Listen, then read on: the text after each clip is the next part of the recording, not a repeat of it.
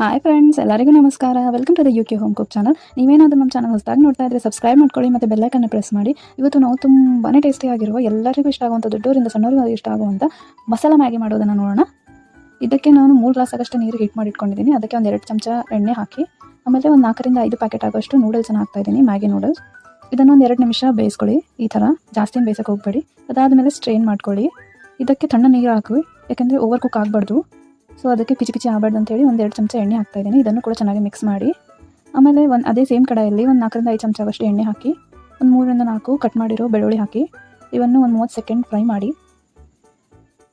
ಒಂದು ಕಟ್ ಮಾಡಿರೋ ಉದ್ದಾಗಿ ಸ್ಲೈಸ್ ಮಾಡಿರೋ ಈರುಳ್ಳಿ, ಒಂದು ಕಟ್ ಮಾಡಿರೋ ಕ್ಯಾರೆಟು, ಒಂದು ಕಟ್ ಮಾಡಿರೋ ಕ್ಯಾಪ್ಸಿಕಮ್, ಒಂದು ಸ್ವಲ್ಪ ಕ್ಯಾಬೇಜ್ ಕಟ್ ಮಾಡಿರೋದು, ಇದನ್ನೆಲ್ಲ ಚೆನ್ನಾಗಿ ಒಂದು 2-3 ನಿಮಿಷ ಫ್ರೈ ಮಾಡ್ಕೊಳ್ಳಿ. ಈಗ ಮ್ಯಾಗಿ ಮಸಾಲ ಪೌಡ್ರ್ ಹಾಕಿ, 1 ಚಮಚ ಆಗೋಷ್ಟು ಸೋಯಾ ಸಾಸ್ ಹಾಕಿ, 2 ಚಮಚ ಆಗೋಷ್ಟು ರೆಡ್ ಚಿಲ್ಲಿ ಸಾಸ್ ಹಾಕಿ, ಒಂದು ಅರ್ಧ ಚಮಚ ಆಗೋಷ್ಟು ವಿನೆಗರ್ ಹಾಕಿ, ಇದನ್ನೆಲ್ಲ ಚೆನ್ನಾಗಿ ಮಿಕ್ಸ್ ಮಾಡ್ಕೊಳ್ಳಿ.